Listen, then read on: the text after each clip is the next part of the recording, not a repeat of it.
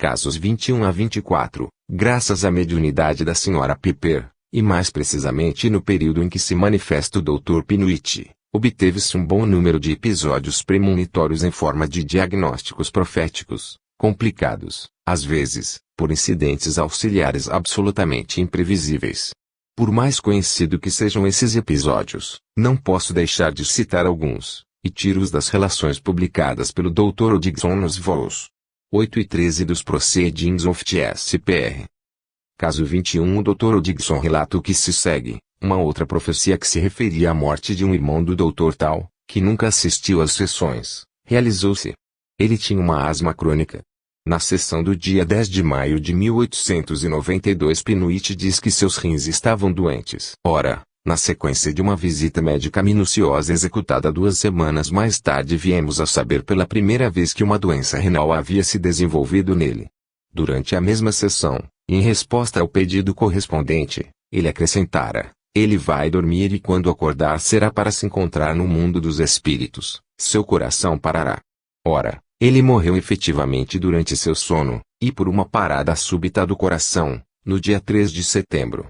Proceedings, Vol. 13, Pag. 352. Caso 22. A senhorita W. narra o que se segue. Na primavera de 1888, uma pessoa de nosso conhecimento, o Sr. S., acometera-se de uma enfermidade muito dolorosa.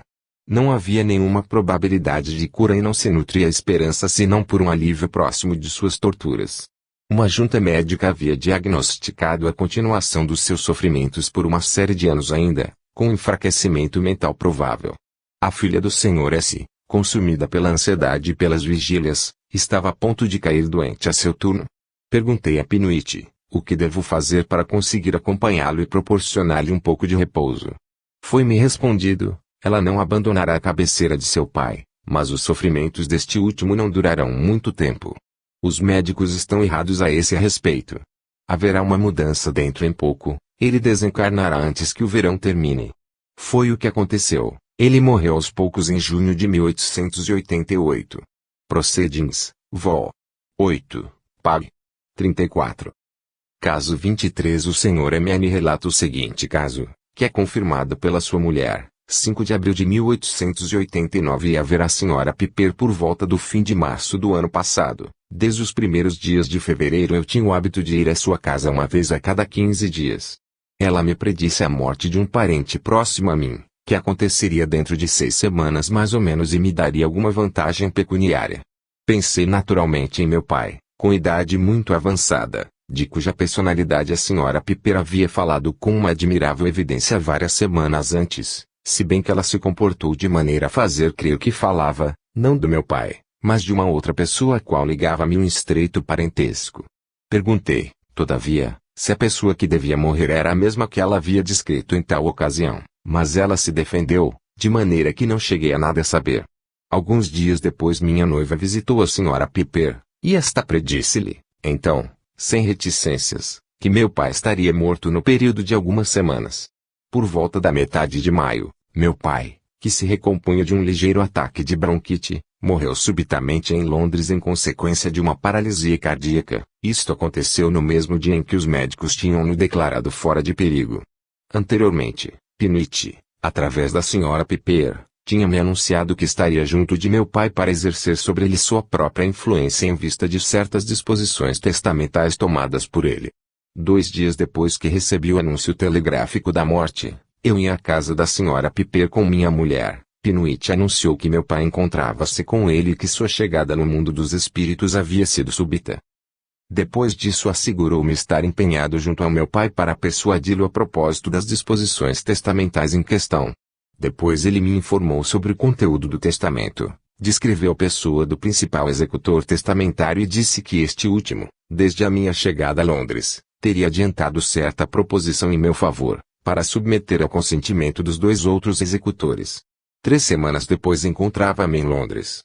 O principal executor testamentário correspondeu à descrição de Pinucci. O testamento tinha sido redigido nos termos que ele havia predito. A proposição em meu favor foi, efetivamente, adiantada e minha irmã, que nos 3 últimos dias não tinha quase nunca saído da cabeceira do meu pai, Contou que lamentara-se repetidas vezes da presença de um velho ao pé da sua cama, que o importunava querendo discutir sobre seus interesses privados. Assinado, Sr. MN e Sra. MN nos proceedings, Vol. 8, Pag. 121. Caso 24. Em 1888, a Sra. Pittman, que era membro da Sociedade Americana para as Pesquisas Psíquicas, tinha tido 2 sessões com a Sra. Piper. Pinuit disse, entre outras coisas: você vai ficar muito doente, irá a Paris, estará muito mal, terá uma grande fraqueza no estômago, fraqueza na cabeça. Um senhor louro pálido cuidará de você enquanto você estiver doente, além mar. Na sequência dessa declaração, a Sra. Pittman perguntou a Pinuit qual seria a saída para a doença. Pinuit procurou esquivar-se através de respostas evasivas. Com o pedido da Sra. Pittman, o Dr. Odgson insistiu a seu turno e Pinuit concluiu dizendo: uma vez que ela não estiver mais doente, tudo irá perfeitamente bem para ela. A Sra. Pittman respondeu que seu estômago ia muito bem. Ela contradisse Pinuit sobre todos os pontos e Pinuit mostrou-se muito aborrecido. Mas logo a Sra. Pittman caiu doente. Ela foi cuidada pelo Dr. Herbert, que é louro. Ele diagnosticou uma inflamação do estômago. Então a Sra. Pittman começou a crer na predição de Pinuit, mas, interpretando falsamente as últimas palavras deste, ela acreditou que se restabeleceria. Foi tratada em Paris pelo Dr. Charcot de uma doença nervosa. Teve uma fraqueza na cabeça e suas faculdades foram apagadas. Enfim, ela morreu. Agora ela não está mais doente e tudo deve ir bem para ela, como havia predito Pinuit. Sr. Sage, Sra. Piper, Pags. 108 e 109. Citado de uma maneira mais extensa nos proceedings, Vol. 13, Pags. 496 e 497. Caso 25. Agrupo numa só narrativa os incidentes de premonições simbólicas de mortes produzidas pela célebre vidente de Prevost Sr. Alf. São incidentes muito conhecidos, mas não acreditei dever excluí-los, dada sua indiscutível autenticidade. Consistem em curtas passagens espalhadas aqui e ali no livro do Dr. Kerner, La Voyante de Prevost. Na página 15 ele descreve um primeiro caso nestes termos: sonhos proféticos, predições, visões proféticas nos copos ou nos espelhos provavam a intensidade de sua vida interior. Uma manhã, deixando a peça durante a visita do médico, ela viu no hall um caixão que lhe barrava o caminho e continha o corpo de seu avô paterno. Voltou para o seu quarto e pediu ao médico e a seus pais para virem ver, mas eles não puderam ver nada e ela própria não percebeu mais. Na manhã seguinte o caixão, com o mesmo corpo dentro, estava ao lado da sua cama. 6 semanas mais tarde seu avô morreu, depois de ter gozado de uma saúde perfeita até alguns dias que precederam sua morte. As bolas de sabão, os copos, os espelhos provocavam sua visão espiritual. Não foi sem dificuldade, todavia, que a fizeram olhar nas bolas de sabão. Ela parecia trêmula e temia ver qualquer coisa que teria podido aterrorizá-la. Numa dessas bolas ela viu, uma vez, um caixãozinho colocado diante de uma casa vizinha. Nesse momento não havia nenhuma criança doente, mas pouco depois a mulher que morava ali veio engravidar. A criança viveu apenas alguns meses e a Sra. Alf o viu conduzir no caixão. Pag. 44. Uma noite, ela sonhou que via a filha mais velha de seu tio sair da casa com um pequeno caixão sobre a cabeça. 7 dias mais tarde seu filho de 1 ano, de quem ninguém supunha nenhuma doença, morreu. Acordando, ela havia contado esse sonho a mim e a outros. Pag. 33. Uma outra noite, ela sonhou que atravessava a água, segurando na mão um pedaço de carne estragada e que, encontrando a Sra. Anne, esta perguntara-lhe com inquietação o que faria daquilo. Quando ela nos fez conhecer esse sonho fomos incapazes de interpretá-lo.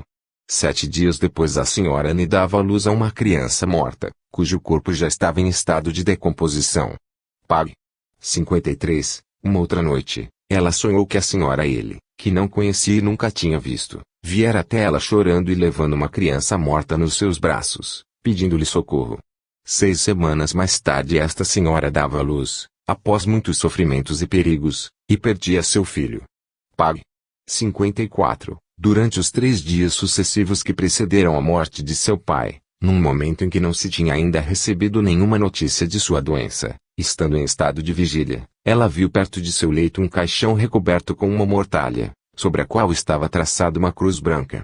Ela ficou muito alarmada e disse que temia que seu pai morresse ou ficasse doente. Procurei acalmá-la sugerindo que isso podia indicar qualquer outra pessoa. Ela não sabia como interpretar a produção desse caixão fechado, pois até ali vira caixões com a aparência da pessoa que devia morrer deitada dentro, ou com a aparência da pessoa que devia estar doente olhando o interior. No dia 2 de maio, durante a manhã, chegou a notícia da doença de seu pai, que morreu na noite do mesmo dia. Pag. 58. Tendo acordado 3 vezes, ela viu sua sogra olhar num caixão. 7 dias depois essa senhora ficou doente, porém se restabeleceu. Quando a senhora Alf vê o fantasma de uma pessoa morta estendida num caixão, isso anuncia uma morte próxima. Se o fantasma parece vivo, é uma grave doença que está predita. Pag. 58. Eis as principais premonições de morte citadas na obra do Dr. Kerner.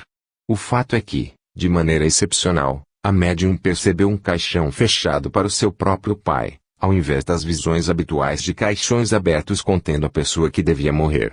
Isto se prestaria para provar a existência de uma intencionalidade no agente transmissor das mensagens premonitórias, intencionalidade que lhe consistia em disfarçar a verdade evidente para prepará-la para o triste acontecimento por meio de uma vaga apreensão da morte iminente de uma pessoa amada, e nada mais. Se, ao contrário, ela tivesse visto aparecer o habitual caixão aberto contendo o cadáver de seu pai, não somente o objetivo de ali dispô-lo não teria sido atingido, mas teríamos agravado sua dor pela agonia de 3 dias de espera.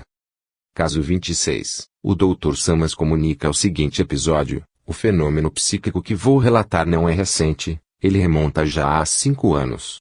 Mas se bem que tenha chocado nessa época a sociedade, restrito é verdade, pelo assunto, não chegou ainda ao conhecimento do mundo esclarecido, e por outro lado, as circunstâncias que o acompanharam são tão curiosas e precisas ao mesmo tempo, que me pareceu interessante relatá-lo aqui. Eis, brevemente, a explicação dos fatos. Na noite do dia 24 ou 25 de maio de 1900 o Sr. R., então com a idade de 28 anos, morando numa grande cidade do norte da França, sonha que, estando no cabeleireiro, a mulher deste último põe-lhe as cartas. Digamos rapidamente que a mulher em questão nunca tinha demonstrado esse talento na sociedade, e anuncia-lhe: seu pai morrerá no dia 2 de junho. No dia 25 de maio, pela manhã, o Sr. R. conta esse sonho à sua família. Ele morava, então, na casa dos seus pais, e todas essas boas pessoas, bastante escépticas para esse gênero de advertências, riam sem dar a isso nenhuma importância. Notemos que o Sr. R. pai tivera, com longos intervalos, alguns acessos de asma, mas nesse momento ele se achava muito bem. No dia 1º de junho, assistindo aos funerais de uma pessoa de seu conhecimento, o Sr. R. pai conta o sonho a um de seus amigos e concluiu alegremente: se eu tiver que morrer amanhã, não tenho mais tempo a perder. O dia inteiro se passa sem que o Sr. R. esteja indisposto. Fato ocasional e estranho também, à noite um dos seus filhos, soldado em Verdun, retorna. Ele não era esperado. Tendo apenas alguns dias de permissão, decidira, primeiro, que não retornaria à sua casa, depois voltar atrás sobre sua primeira decisão, e sem ter tido tempo para prevenir sua família, colocara-se a caminho. Toda a família reunida conversa alegremente, bem antes da noite. Às 23h30 o Sr. R. pai se deita, nada indisposto. À meia-noite foi tomado por uma crise de opressão, dispneia intensa, tosse violenta, expectoração espumosa e sanguinolenta. Corre-se para chamar um médico, é muito tarde, tudo é inútil. À meia-noite e 20 minutos do dia 2 de junho, por conseguinte, o Sr. R. pai morre. O Sr. Samas junta esses comentários: examinemos sucessivamente os fatos e vejamos se poderemos encontrar aí explicação. Certamente, os cépticos vão se sair muito bem dizendo que houve aí uma simples coincidência. Sem dúvida, o acaso pode fazer muitas coisas, mas não explica nada. Poder-se-ia imaginar, talvez, que nesse caso houvesse uma relação de causa e efeito. O Sr. R. pai, cardíaco, por conseguinte, chocado por esse sonho. Além disso, o retorno de seu segundo filho, segunda emoção, talvez mesmo sua imaginação já sobreexcitada teria visto nesse concurso de circunstâncias algum funesto pressentimento, suscetível para determinar por uma ação reflexa, pela ação do moral sobre o físico, a crise última que deveria abatê-lo. Mas vimos há pouco que nem o Sr. R. pai, nem nenhum membro de sua família teria dado importância a esse sonho estranho. Não é mais lógico considerar esse sonho como um sonho premonitório. Dr. Samas, nos Análises de Ciências Psíquicas, 1905, pág. 371. Caso 27, foi recolhido pelo Dr. Mateusen, que o enviou à SPR. É um exemplo característico de impressão premonitória que se renova sob múltiplas formas de repercussão simpática, física e moral, até o momento de realização. Não são revelados os nomes dos protagonistas. A senhorita LB descreve como se segue suas próprias sensações. No dia 6 de junho de 1908, meu pai morria de uma apoplexia fulminante, sem nenhum sintoma precursor, a não ser uma sensação dolorosa no peito, sentida no dia 31 de maio, e para a qual pedíramos que consultasse um doutor, que o declarou em perfeita saúde. Ora, eu, sua filha, experimentara desde o dia 26 de maio uma sensação dolorosa idêntica, que meu pai julgou provir de um resfriado. Mas quando, no dia 31 de maio, eu disse que minha sensação aumentava com sintomas de sufocação, com inquietação e grandes angústias, meu pai me olhou surpreso e me confessou experimentar os mesmos aborrecimentos. Tudo isso acresceu-se em mim até um ponto insuportável, e procurei inutilmente combatê-los pelo uso do brometo. No dia 30 de maio, como eu jantava no restaurante com meu noivo e um amigo, pela primeira vez revelou-se-me a significação do meu estado de alma. Era o prenúncio da morte do meu pai. Comuniquei esta impressão aos meus companheiros, que acolheram brincando, mas não tive descanso até que, entrando em minha casa, vi meu pai vir ao meu encontro no jardim, com um aspecto florescente e vigoroso. No dia seguinte eu ia com meus amigos numa cidade vizinha, onde tinha estado outras vezes com meu pai, porém me foi impossível ali ficar, pois a mesma forma de angústia crescente e intolerável me pegou. Falei de novo com meus companheiros, que desta vez mostraram-se contrariados, pois estraguei o bom humor da reunião com meus prognósticos e os constrangi a retornar. Quando cheguei a casa, encontrei meu pai ocupado em cultivar as flores do jardim, mas, mesmo com sua visão, não pude encontrar a tranquilidade.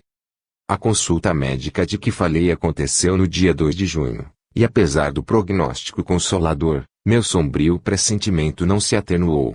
No dia precedente meu pai confiara-me uma soma para depositar no banco, comissão da qual me encarregava de executar, pois tinha em mim esta triste ideia: meu pai pensa em mim pela última vez, e pedi a minha irmã para ir no meu lugar. No dia 4 de junho meu pai libertara-se de toda a dor no peito, o que fez com que não aplicasse mais o cataplasma indicado pelo doutor. À noite fui acordada pelos latidos do cachorro, que dormia no corredor. Minha irmã ouviu, como eu, alguém que, com voz baixa, tentava acalmá-lo, e, embora eu supusesse que se tratava do meu irmão, fui presa de uma ansiedade de calafrios mortais. Desci da minha cama e me coloquei ao lado do cachorro, que encontrei só e apavorado. Meu irmão ouvira latir, mas não se mexera. No cúmulo da angústia, corri ao quarto dos meus pais para acordar meu pai. Foi só ouvindo sua voz que me acalmei, suficientemente, para voltar a meu quarto, sem voltar a pegar no sono, e, velando assim, tive por um instante a visão terrivelmente clara do meu pai morto, estendido diante de mim. No dia 5, à tarde, fomos num barquinho a vapor em excursão a ele, onde se festejava o dia do nascimento de um amigo. Von ele, mas me foi impossível participar da alegria dos convidados, o que foi notado, tanto mais que minha palidez atraiu os olhares, e todos me interrogavam. Propôs-se uma excursão na floresta, da qual meus pais não participaram. Levada pelo meu inexplicável estado da alma, separei-me do grupo na metade do caminho para ir correndo rever meu pai. No dia 6, durante o dia, eu tive que ir à estação por causa de uma carta urgente. Lá, minha angústia habitual pegou-me com uma veemência indizível. Voltei a casa correndo e ali encontrei meu pai mergulhado na leitura, vendo-me, pôs-se a ler as conclusões de um romance começado por mim. Depois serviu-se o jantar, em seguida minha mãe e minha irmã desceram para a cozinha, e permanecia sós com meu pai, que, sentado diante da mesa, percorria um jornal, enquanto que a pouca distância eu brincava com o cachorro. Vi, de repente, a cabeça do meu pai tombar de um lado e chocar-se pesadamente contra a mesa. Precipitei-me, e logo me dei conta do que havia acontecido. A partir desse momento tornei-me absolutamente calma. Seguem-se os testemunhos dos familiares, do marido, dos amigos, do médico, da reprodução de uma página do jornal pessoal da senhorita LB, onde ela anotava, dia a dia, suas próprias sensações anormais.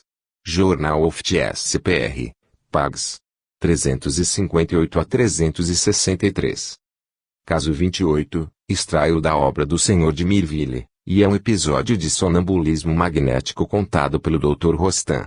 Ele se exprime assim: no caso de previsão sonambúlica, vi fatos bem singulares e mal ouso julgar minhas observações numerosas. No hospital da Salpêtrière, fiz entrar uma mulher em sonambulismo diante de vários médicos. Sentada em sua cama, estava na calma mais profunda. De repente ela se agita, violentamente, como alguém preso ao sofrimento. Perguntamos a ela a causa dessa mudança súbita. Primeiro ela não quer responder, depois, afinal, ela nos diz: sinto que a felicidade se aproxima. Com efeito, no fim de um instante, a porta se abre e vemos entrar a doente que ela acabava de indicar. Parecendo sofrer cada vez mais a sonâmbula, insistimos para conhecer-lhe a causa, mas ela desculpa-se dizendo que temia causar desgosto à sua amiga. Nós a fizemos sair, sem saber muito a que revelação devíamos nos ater, e apressamos de novo as questões a fim de dissipar nossa incerteza. Ela responde: os médicos acreditam que ela teve um ataque no peito, mas não é nada, é o coração que está doente. Dentro de 4 dias, ela diz, sábado, às 5 horas, ela terá uma violenta hemorragia, o Senhor a fará sangrar, mas não a impedirá de morrer 6 dias depois. A hemorragia aconteceu no sábado, na hora indicada, sangrou-se, segundo a indicação da ciência, de então, e 6 dias depois a previsão teve seu desfecho. A autópsia verificou o diagnóstico da sonâmbula. Dr. Rostand, citado por de Mirville na obra Des Esprits et de leurs Manifestations, pag. 48. Os leitores vão se lembrar de que no começo da classificação presente citei 2 casos autopremonitórios de doença e de morte devidos ao sonambulismo magnético, sobre os quais exprimi a dúvida de que nem todos os incidentes que eles encerram possam ser legitimamente atribuídos à autossugestão. Acrescentei que, a meu ver, e em matéria de hipnose, resta ainda muito para auscultar e muito para modificar nas teorias em voga, que pecam pelo seu amor transbordante pela generalização. Vemo-nos aqui, agora, diante de um caso de sonambulismo magnético que vem apoiar minhas afirmativas, pois a sonâmbula, ao invés de predizer a hora de sua própria crise e de sua própria morte, prediz a hora da crise e da morte de uma terceira pessoa ignorante da profecia, o que é bem diferente, e não se explica, certamente, nem pela autossugestão, nem pela sugestão. Nós seremos, então, obrigados a concluir que as teorias sugestivas não bastam para explicar a complexidade da fenomenologia hipnótica e, uma vez admitido isso, não haveria mais obstáculos para convir que também nos casos em que as fases da doença pessoal são preditas, a hipótese autossugestiva não deve sempre sobrepujar as outras. Nesse estado de coisas, será preciso, então, necessariamente, para resolver o problema, percorrer uma primeira etapa da estrada para as regiões do supranormal e convir que tudo concorre para fazer presumir que o eu subliminal tem, às vezes, a percepção maravilhosamente exata das doenças latentes que trabalham o organismo ao qual ele está ligado e, telepaticamente, ao organismo de outrem, e isto até o ponto de aí inferir, de uma maneira prodigiosa aos nossos olhos, as fases que deverão percorrer, e na hora precisa na qual se desenrola cada crise particular, até a cura ou a morte. Isto revela um processo já muito mais misterioso que não é senão a realização de uma autossugestão e já representa um primeiro degrau de premonição própria e verdadeira. Caso 29. Ainda um exemplo de sonambulismo magnético, análogo ao precedente, e que comporta as mesmas considerações. O Dr. Liebald, em apêndice do livro Therapeutic Suggestive, cita o caso seguinte: numa família dos arredores de Nancy, adormecia-se uma moça de 18 anos, chamada Julie. Esta moça, uma vez colocada em estado de sonambulismo, estava em si mesma, como se recebesse inspiração, repetindo a cada nova sessão que uma parenta próximo dessa família, que ela nomeava, morria logo e não chegava a 1º de janeiro. Estávamos, então, em novembro de 1883. Uma tal persistência nas afirmações da dorminhoca conduziu o chefe dessa família, que pressentia ali um bom negócio, a contratar um seguro de vida de 10.000 francos sobre a cabeça da senhora em questão, a qual, não estando de jeito algum doente, obteria facilmente um certificado do médico. Para conseguir esta soma, dirigiu-se ao senhor ele, escreveu-lhe várias cartas, numa das quais contava o motivo que o levava a tomar emprestado. E essas cartas, que o senhor ele mostrou-me, ele guarda como provas irrecusáveis do acontecimento futuro anunciado. Enfim, acabou-se por não se ouvir sobre a questão dos interesses, e o negócio iniciado ficou nisso. Mas, algum tempo depois foi grande a decepção do caloteiro. A senhora X, que devia morrer antes do dia 1º de janeiro, sucumbiu, com efeito, e de repente, no dia 31 de dezembro, aquilo que testemunha uma última carta do dia 2 de janeiro, endereçada ao senhor L., carta que esse senhor guarda também com aquelas que recebera, precedentemente, sobre a mesma pessoa. Caso 30, foi tirado do Journal of the American SPR, 1909, pág. 423, é um exemplo de premonição simbólica que se renova várias vezes até o momento da morte da pessoa implicada. Tem, além do mais, o mérito de assumir a forma de um depoimento sob juramento diante do tabelião e de estar apoiado, da mesma maneira, pela pessoa a quem o sensitivo participar a narrativa da manifestação. O tabelião Prescott F. Hall assim relata: o senhor IFB compareceu diante de mim, tabelião, depois de ter, devidamente, feito o juramento. Ele depõe o que se segue: tenho 41 anos, moro em Boston, Rua N. Em fevereiro e março de 1907 eu morava na rua C. Minha mãe estava na cozinha da senhora MFH, de quem se fala nessa narrativa. A partir do dia 7 de fevereiro de 1907, e durante 4 noites seguidas, achando-me acordado na minha cama, e a cada vez, ao soar da meia-noite, uma caixão vazio me apareceu ao lado da cama. Os postigos estavam fechados, o quarto absolutamente obscuro e o caixão incolor. A primeira vez, olhei a aparição, depois desviei o olhar, finalmente olhei de novo. Depois de um intervalo de tempo, que estimei em 40 segundos, uma forma de mulher, vestida de escuro, com um aspecto vivo, cujos traços eram os da senhora MFH, apareceu no caixão. O fantasma aí permaneceu mais ou menos 60 segundos, depois apagou-se completamente, assim como o caixão. Como eu lhe disse, a aparição se repetiu durante 4 noites sucessivas, depois do que, não vi mais nada até a noite do dia 9 de março, em que ela se repetiu de uma maneira idêntica, à mesma hora. No dia seguinte, às 8h15 da manhã, a senhora MFH morria. No momento da manifestação, contei ao meu irmão e à senhorita LC, amiga da minha mãe, então minha governanta. A senhorita LC testemunha, mediante juramento diante do tabelião Prescott F. Hall, que a narrativa acima é conforme a verdade. Caso 31. Aqui, a predição de morte aconteceu sob a forma de alucinação auditiva e coletiva, forma bastante comum nos fenômenos premonitórios. O Sr. Salvatore Balsamo escreve nestes termos ao diretor de Luciambra.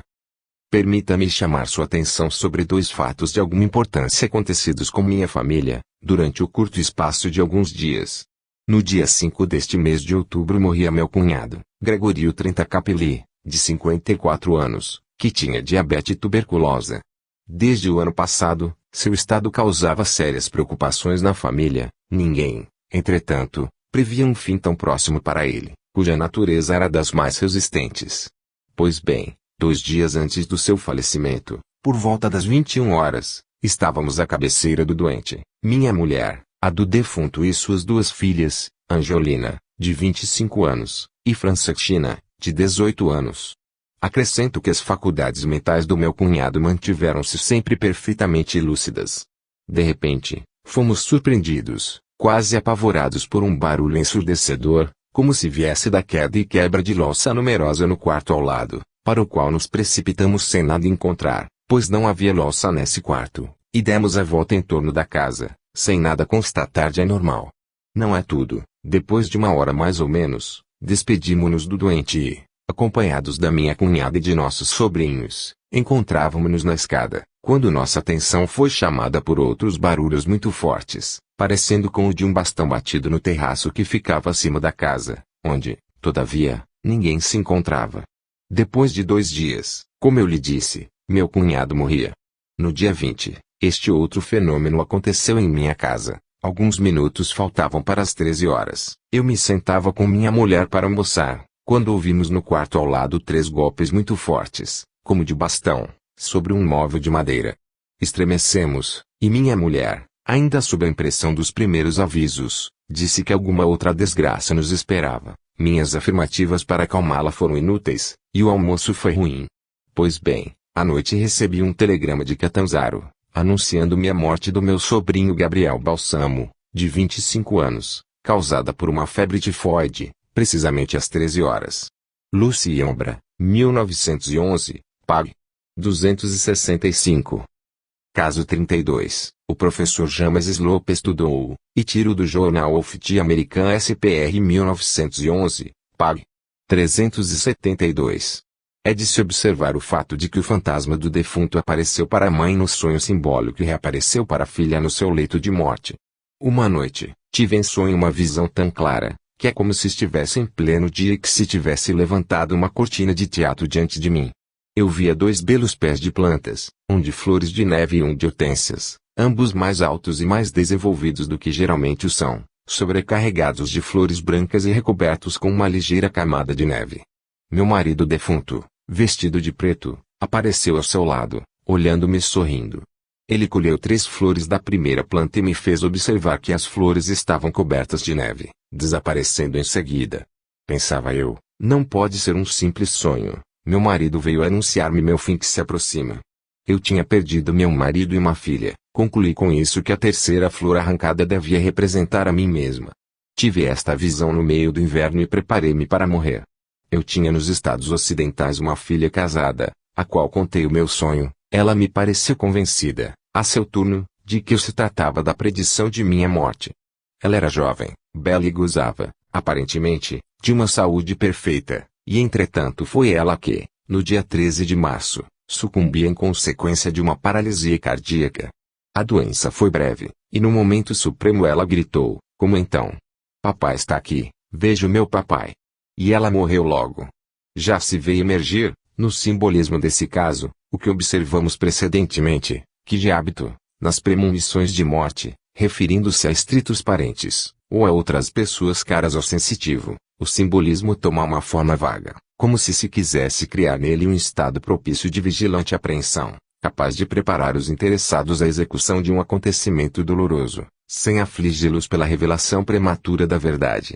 E nos raros casos em que esta ordem de ideias não se observa absolutamente, constata-se, então, a existência de circunstâncias que podem explicar essas exceções. Assim, no 26 graus Celsius ASO, em que se vê um filho receber em sonho a predição explícita da morte de seu pai, nota-se que os familiares eram cépticos em matéria de sonhos e que riam disso. Portanto, certas distinções inteligentes na produção do simbolismo premonitório não deveriam se realizar, se a gênese desse último fosse exclusivamente associativa, isto é, se a transmissão figurada de uma mensagem indicava unicamente a via de menor resistência percorrida pela mensagem subliminal para emergir na consciência. Dever-se-ia, portanto, concluir que em uma parte ao menos dos fenômenos de simbolismo premonitório, a existência de uma intencionalidade não parece causar nenhuma dúvida. Caso 33. Nesse outro episódio ao qual pode-se aplicar as mesmas considerações, a visualização de um caixão aconteceu no estado de vigília, com a particularidade de que no ponto preciso em que apareceu o caixão alucinatório, o caixão real foi, em seguida, realmente depositado. Encontro nos Proceedings of the SPR, Vol. 11, Pag. 521. A senhora Baker, mulher do coronel F. Baker Paza, escreve na data de 22 de junho de 1891, um incidente muito estranho se produziu na minha família há vários anos, mais precisamente em 1887. Um dia, minha irmã H e eu estávamos sentadas no nosso quarto, conversando, quando ela se levantou para descer ao salão. Imediatamente eu vi-a chamar-me com um ar de terror. Precipitei-me prontamente e encontrei-a muito agitada por causa da aparição que ela tinha visto de um caixão diante do piano. 3 semanas depois uma outra das minhas irmãs morreu. Durante a espera da cerimônia, seu caixão foi levado para baixo e depositado diante do piano, no lugar preciso em que minha irmã o tinha visto através de um fenômeno de previsão. A sensitiva, senhorita H, não tem a coragem de enviar sua própria narrativa. Esta recordação era-lhe muito penosa. Caso 34. Outro sonho simbólico com caixões, muito mais complexo que os precedentes, e ao qual poder-se aplicar também as considerações enunciadas mais acima. Extraio dos Proceedings of the SPR, Vol. 11, Pag. 493. O reverendo Bedoley, residente em St. Peter's Clergy House, London Docks, recolheu e, depois de tê-lo transcrito, submeteu à sensitiva, que o reconheceu correto em todas as suas minúcias. A senhora Annette Jones, mulher de um comerciante de tabaco de Old Gravel em East London, tinha nos primeiros dias de setembro um filho, chamado Pierre, que estava doente. Uma noite, ela sonhou que via passar uma carruagem, que o condutor parou diante dela, retirando o pano negro que o recobria e mostrando-lhe 3 pequenos caixões, 2 brancos e outro azul pálido. O azul era o maior dos 3. O condutor retirou o maior dos caixões brancos, depositou-o perto dela e seguiu seu caminho com os outros 2. Pela manhã a senhora Jones contou o sonho ao seu marido e uma mulher, insistindo especialmente com seu marido sobre o fato curioso do caixão azul pálido. No dia 10 de setembro uma amiga do casal Jones, senhora Devonshire, deu à luz a uma criança que se chamou Eric. Ele parecia são e robusto, mas uma doença pulmonar o atingiu e ele sucumbiu no dia 29 de setembro. Na segunda-feira seguinte, 2 de outubro, o filho do casal Jones sucumbia, com a idade de 6 meses. Os pais, tendo sido informados de que o enterro do pequeno Eric devia ser feito na quarta-feira seguinte, escolheram, também, este mesmo dia, um pouco por amizade, um pouco por economia, para o seu próprio filho. Na manhã da quarta-feira o padre informou ao casal Jones que uma outra criança tinha morrido, filho de um certo Jupe que estes não conheciam, e que teria sido levado à igreja ao mesmo tempo que os 2 outros. Com essas palavras a senhora Jones dirigiu-se ao seu marido, observando, os caixões das nossas crianças são brancos, se este for azul pálido, meu sonho será plenamente cumprido. E ela esperou ansiosamente a passagem do terceiro enterro. Quando o caixão apareceu e ela o viu azul pálido, agarrou-se, convulsivamente, à sua irmã, gritando, eis o meu sonho. Resta observar que as dimensões respectivas dos 3 caixões correspondiam plenamente. O do pequeno Eric, não tendo vivido senão alguns dias, era o menor, o da criança Jupe, de 6 anos, e o maior, o de Pierre Jones, menor do que este e maior do que o primeiro.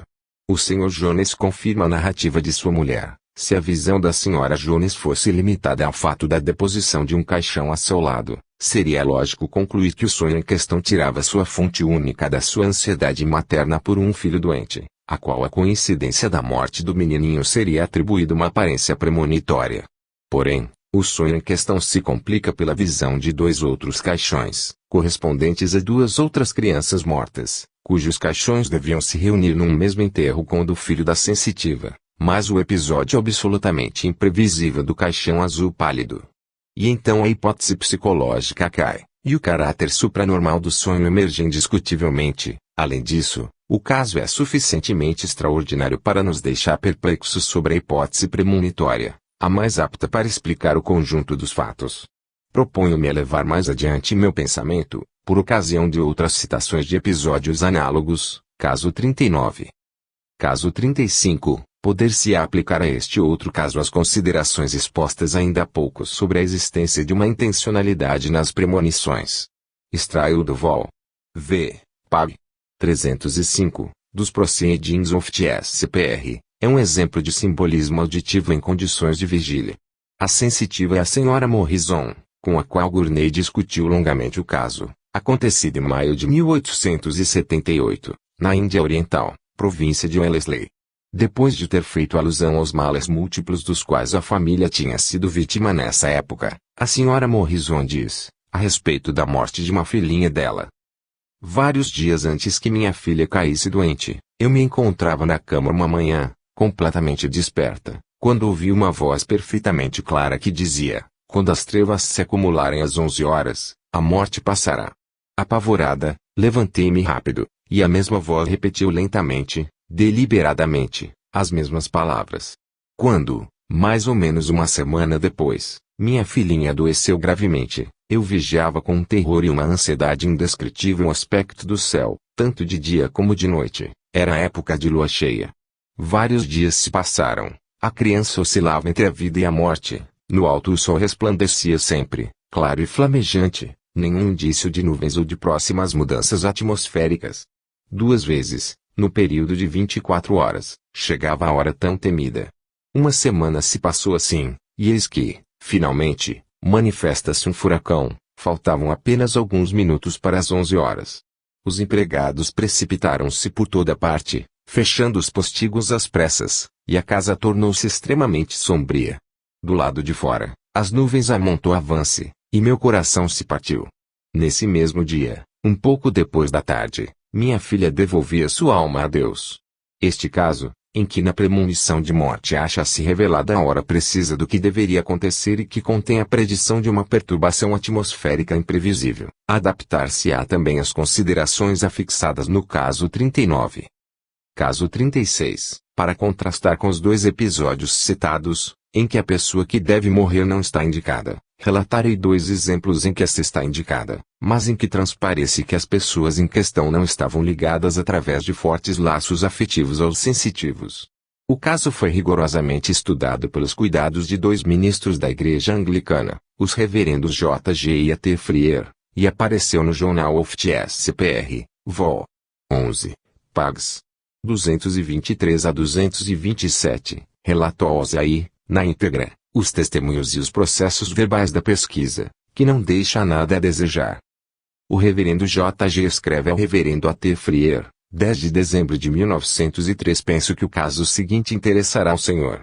Temos conosco uma jovem senhora, mestra nos asilos infantis, e amiga íntima da diretora desses mesmos asilos.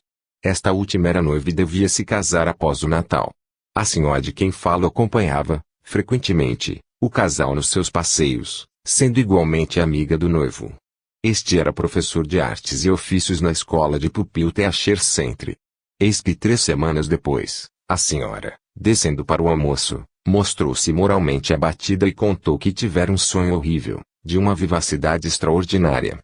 Ela tinha sonhado que o noivo da diretora tinha, subitamente, ficado doente, que a diretora precipitara-se à sua cabeceira para cuidá-lo, mas seus cuidados afetuosos não tinham podido salvá-lo da morte. Depois de ter ouvido esta narrativa, disse-lhe com um tom de brincadeira: a senhora ignora que os sonhos devem ser interpretados no sentido inverso. Seu sonho é, portanto, um bom prognóstico para o casamento iminente. Fiquei muito impressionada com isso, observou ela. Ele era tão real. No mesmo dia ela pediu à sua amiga notícias de seu noivo e soube que ele estava perfeitamente bem. Faço-te esta pergunta, acrescentou ela, porque na noite passada sonhei que ele tinha ficado gravemente enfermo. É bem o contrário, felizmente, ontem à noite ele mostrou-se forte como um leão. No mesmo dia a diretora, encontrando sua amiga, disse-lhe: estou impaciente para rever o meu noivo, porque o teu sonho deixou-me inquieta. Ela foi vê-lo e o encontrou ligeiramente resfriado. Todavia, o resfriado, depois de ter persistido por uma quinzena, degenerou em pneumonia. Sua noiva colocou-se ao lado dele para cuidá-lo, mas seus ternos cuidados não o arrancaram da morte. Nós o levamos ontem ao cemitério vizinho. A pesquisa nos mostra que o sonho aconteceu na noite da quarta-feira, 18 de novembro de 1903, que a sensitiva informou o reverendo J. G. e depois a diretora, no dia seguinte, quinta-feira, e que o noivo contraiu um resfriado fatal na noite do sábado, 21 de novembro. Daí a certeza que o sonho premonitório data de um momento em que nenhum indício de acidente aparecia, ou melhor, em que a doença que levou o noivo à morte ainda não existia. Caso 37. No episódio seguinte, a predição da morte se produz quando a pessoa indicada já estava enferma. Por outro lado, viam-se indicados o dia e a hora em que a morte devia sobrevir, duas particularidades que, combinadas, não poderiam certamente ser explicadas pela hipótese das coincidências fortuitas. O professor Andrew Lang, historiador e mitólogo bem conhecido, recolheu e estudou este caso acontecido numa família de seus amigos. O processo verbal contém 3 relações concordantes do episódio. Citarei aqui apenas a passagem essencial da segunda. O Journal of the SPR publicou-o no seu Vol. 12, Pags. 340 a 342. O senhor lhe escreve ao professor Lang, 30 de abril de 1906. O fato sobre o qual me interroga é o seguinte: um grande amigo nosso ficou doente no domingo, data omitida, deste ano. A doença degenerou em pneumonia e, naturalmente, ficamos preocupados, mas como a inflamação tinha invadido apenas um pulmão, tínhamos esperanças de cura. Ao alvorecer da terça-feira, 9 dias depois, fui acordado pelos gemidos de minha mulher, que me causaram uma grande emoção, pois temera por ela. Por sua vez, ela dormia e repetia lamentosamente, mas muito claramente: será então para quinta-feira, às 4 horas. Quinta, às 4 horas. Quando acordou, perguntei-lhe, o que tinha você esta manhã? Certamente sonhou com coisas horríveis, pois gemia e exclamava muitas vezes, será para quinta-feira, às 4 horas. Ela me contou, então, ter sonhado que o médico da família viera até ela para informá-la de que nosso amigo Sr. C estaria morto na quinta, às 4 horas. E assim foi, o Sr. C morreu na quinta-feira seguinte, alguns minutos depois das 4 horas.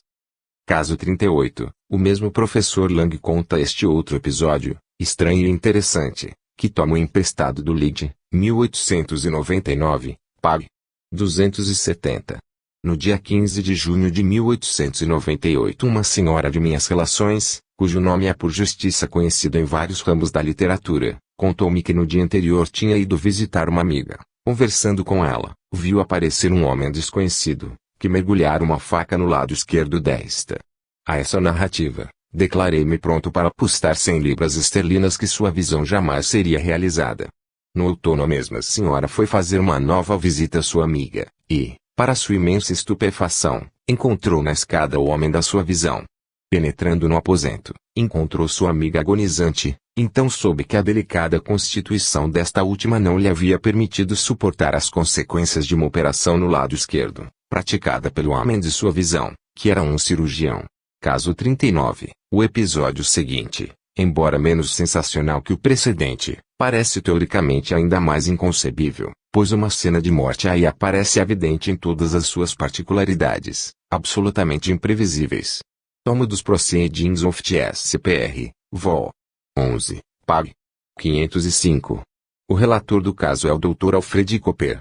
A narração é apoiada pela assinatura da sensitiva, que é a Duquesa de Hamilton, e pelos testemunhos do Duque de Manchester e de um outro bom homem ao qual a Duquesa tinha comunicado o caso antes da ocorrência dos fatos. O Dr. Cooper conta, portanto, 15 dias antes da morte do Conde de Hale, sobrevinda em 1882, tinha eu ido ver, por razões profissionais, o Duque de Hamilton. Terminada a consulta, voltamos juntos para o salão, onde estava a Duquesa. O Duque me perguntou, como está o Conde? Que Conde? Interveio a Duquesa. Loreley. Respondi. É estranho. Observou ela, tive ontem à noite uma visão impressionante. Encontrava-me na cama há pouco e não estava ainda adormecida, quando vi desenrolar-se diante de mim uma cena, em todos os pontos análoga a uma situação dramática, encenada sobre um palco. Os atores eram, Loreley de bruços sobre uma poltrona, como que inanimado, e um homem de barba ruiva, debruçado sobre ele. Loreley encontrava-se ao lado da banheira e no alto queimava uma lâmpada vermelha, que vi distintamente. Loreley. Respondi: encontra-se atualmente submetido aos meus cuidados por uma ligeira indisposição, mas não há nenhum perigo de morte. Em alguns dias ele se restabelecerá. Com efeito, seu estado melhorou cada vez mais, de modo a atingir o restabelecimento quase completo, mas passada uma semana, fui chamado com urgência. Constatei que uma inflamação invadira os 2 pulmões. Chamei para consulta o Dr. William Jenner, porém todos os cuidados foram inúteis e o doente morria após 6 dias. Chamara para assisti-lo 2 enfermeiros, mas no final um dos 2 faltou, por estar enfermo. Quando, no momento da morte, meu olhar caiu sobre o outro, meu pensamento reportou-se ao sonho da Duquesa, que eu via representado diante de mim. O enfermeiro estava debruçado sobre o conde, que jazia inanimado perto da banheira, e é estranho dizer, mas sua barba era ruiva, e uma lâmpada vermelha queimava acima da banheira. É raro encontrar um banheiro iluminado por uma lâmpada vermelha e é esta circunstância que me lembrou ao espírito a visão da Duquesa, visão que se produziu 15 dias antes da morte de Loreley. Caso extraordinário, na verdade. Assinado, marido Cheswoff Hamilton e Dr. Alfred Cooper. Esta relação foi lida e aprovada pelo Duque de Manchester, pai da Duquesa de Hamilton, ao qual esta última contara sua visão, no dia seguinte. A Duquesa conhecia Loreley apenas de vista e ignorava que estivesse doente. Estava certa de ter estado acordada no momento da sua visão, pois, para fazê-la dissipar-se, ela abriu os olhos e fechou-os sem no entanto atingir seu objetivo, como explicar os 2 últimos casos, junto aos outros casos análogos que os precederam, onde se agrupam, em torno das premonições de morte, visualizações de incidentes auxiliares, absolutamente acidentais e imprevisíveis e que, do ponto de vista teórico, parecem mais inconcebíveis ainda do que as próprias premonições. Limitar-me-ei, no momento, a algumas considerações de ordem geral, pois qualquer discussão seria prematura até que a explicação dos fatos que se seguirão venham facilitar a compreensão.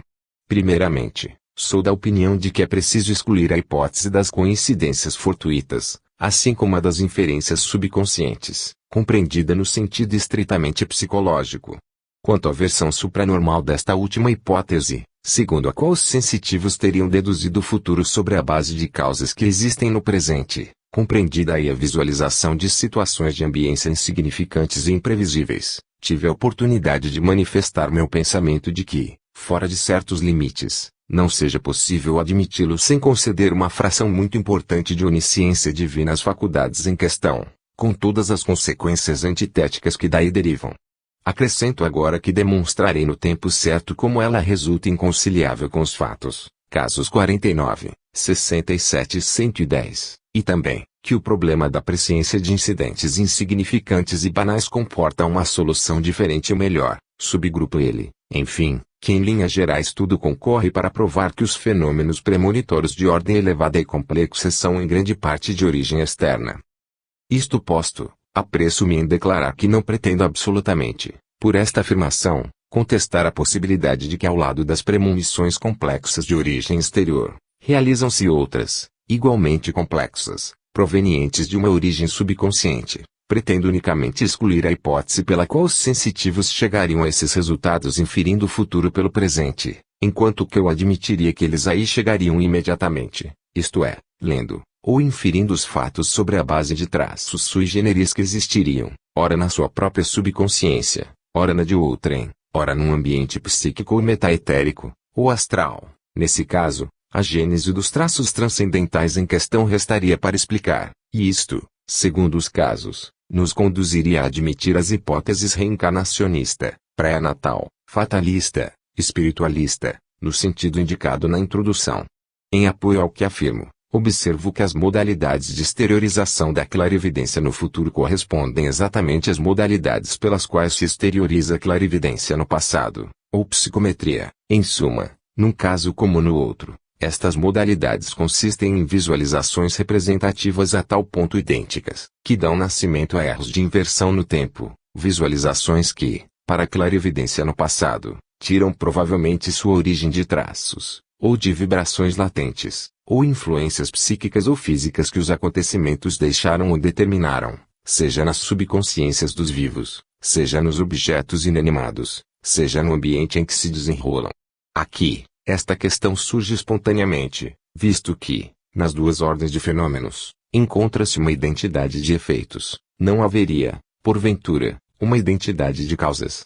Em outros termos, se a clarividência no passado se determina sobre uma base de traços, vibrações, influências que existem num meio qualquer, porque então, apesar das aparências, alguma coisa semelhante não poderia se realizar para os acontecimentos futuros. Neste caso, ao invés de traços, ou influências determinadas pelos acontecimentos desenrolados no mundo físico, nós teríamos pela frente traços ou influências predeterminadas de qualquer outra maneira, e as hipóteses reencarnacionista, pré-natal, fatalista, espiritualista todas velhas como a humanidade se prestariam perfeitamente para esta ordem de ideias. Acrescentemos que a análise das outras faculdades supranormais que existem na subconsciência viria confirmar em seguida este ponto de vista, pois os caracteres dessas faculdades demonstram que elas são faculdades de sentidos elevados ao grau supranormal espiritual, e não atributos do intelecto, ou mais precisamente, faculdades de abstração, como deveria ser considerada a clarividência no futuro, se ela fosse devida a inferências de causas que existem no presente. Em outros termos, a telepatia pode se comparar a uma extensão supranormal dos sentidos pelos quais o homem se comunica à distância, quer dizer, a palavra e o ouvido. A clarividência no presente, a uma extensão supranormal do sentido da vista, a clarividência no passado, ou psicometria, a um sentido supranormal específico apto à percepção e interpretação dos traços determinados pelos acontecimentos num meio qualquer. Isto posto, segue-se que, se tal é a regra para as faculdades supranormais subconscientes, muito verossímil, também a clarividência no futuro deveria nisso se conformar, podendo ser reduzida a uma faculdade de sentido. E como as induções a priori correspondem a deduções a posteriori, isto é, que da análise comparada dos fatos emergem circunstâncias que tenderiam a prová-lo, é conforme aos métodos de pesquisa científica nos atermos, até prova em contrário, a esta análise. Além disso, querendo considerar a clarividência no futuro como uma faculdade superior de abstração psíquica, pela qual o eu subconsciente inferiria o futuro sobre a base de causas que existem no presente, da mesma forma que o astrônomo, com inúmeros meses de intervalo, infere o dia, a hora, o minuto em que um cometa deverá atingir seu periélio. Querendo sustentar esta opinião, digo, conferir-se ao eu subconsciente uma potência de abstração tão prodigiosa, que parece inconcebível e inconciliável com a natureza humana, e como tanta elevação numa das faculdades do intelecto não poderia responder senão a um grau comparável à elevação de todas as outras faculdades que constituem a síntese psíquica, o eu subconsciente poderia ser considerado como um semideus. E então, para tanta onisciência não poderia responder senão uma parte tão importante de onipotência, já que o postulado filosófico da equivalência absoluta entre os dois atributos da divindade parecem tão bem fundamentados que, numa medida infinitesimal, percebe-se daí os efeitos do nosso mundo, em que as faculdades normais de inferência conferem uma supremacia a quem quer que as possua num grau muito elevado, começando pelo homem de negócios que, inferindo do presente a situação futura do mercado, triunfa sobre seus competidores, até o general de um exército, que, inferindo os atos estratégicos do inimigo, surpreende e o derrota. Portanto, se a excelência das faculdades normais de inferência na previsão do previsível confere uma supremacia sobre a Terra, a possessão de faculdades de inferência ilimitadas até prever o imprevisível deveria assegurar aos sensitivos um poder sobre-humano, quando não fosse senão aos episódios de lucidez. Ora, não somente isto está bem longe de se realizar, mas o fato de que os sensitivos em condições de lucidez se mantêm, ao contrário, numa atitude passiva, que é um indício certo de condição receptiva, demonstra que eles percebem imediatamente, e não imediatamente. Convenhamos, portanto, se, por um lado, foi provado que os sensitivos revelam acontecimentos futuros imprevisíveis, por outro foi provado que isto não pode se produzir em virtude de inferências subconscientes. Há que se notar que estas manifestações, poderosamente sugestivas, correspondem às afirmações dos sonâmbulos, dos videntes e dos médiuns, que concordam para falar de sinais precursores dos acontecimentos interpretados por eles, ou de ambientes espirituais nos quais as causas amadureceriam antes que os efeitos se executassem no mundo físico, ou de acontecimentos futuros que projetariam com antecedência suas sombras, ou de entidades espirituais que lhes revelariam o que eles comunicam. Em compensação, eles nunca asseguram inferir os acontecimentos futuros imprevisíveis com a ajuda das causas que existem no presente, e quando se lhes interroga, explicitamente, sobre este assunto, eles respondem que a clarividência do futuro inesperado, assim, seria uma impossibilidade. Essas afirmações são grandemente sintomáticas, sobretudo se se considera que se trata de sensitivos em condições de lucidez, e não se pode deixar de refletir que se, em virtude dessas mesmas condições em que se encontram, eles chegam a auscultar o futuro, nada se opõe aos que chegam a compenetrar também as causas do que lhes permitem de isto fazer, e a concordância de suas afirmativas positivas ou negativas já é uma boa prova confirmativa. Detenho-me aqui por um momento, pois creio ter dito bastante para justificar minha opinião, segundo a qual a hipótese das inferências subconscientes deve ser excluída daquelas que se pode aplicar aos fenômenos premonitórios de ordem acidental e imprevisível, o que não impede que esses fenômenos possam ter, indiferentemente, uma origem subconsciente ou externa. Caso 40. Nos dois casos seguintes, a particularidade teoricamente interessante consiste no erro em que caem os sensitivos a respeito do tempo, de maneira que, querendo descrever acontecimentos realizados há pouco, eles revelam, ao contrário, acontecimentos que se realizarão mais tarde. O Sr. W. J. Colville, muito conhecido nos meios psíquicos, conta no Lid, 1909, pag. 304, este fato, do qual ele foi testemunha em parte. Conto entre meus mais caros amigos a Sra. St. Leonard, que é dotada de faculdades psíquicas pouco comuns. Há algum tempo, o Dr. Louis Cohen, de St. Louis, Estados Unidos, interessando-se pelos fenômenos psíquicos, foi conduzido até minha casa pela senhora em questão, a qual ele perguntou se ela não via nada de importante que se referisse à sua família. Para seu vivo espanto, e para o meu, a sensitiva descreveu de maneira precisa seu pai e anunciou-lhe a morte. Ora, As últimas notícias recebidas pelo Dr. Cohen anunciavam, ao contrário, que seu pai gozava de uma saúde perfeita. Ao mesmo tempo, a Sra. Saint Leonard insistiu sobre o fato de que o Dr. Cohen se veria forçado a retornar imediatamente para a América, chamado por um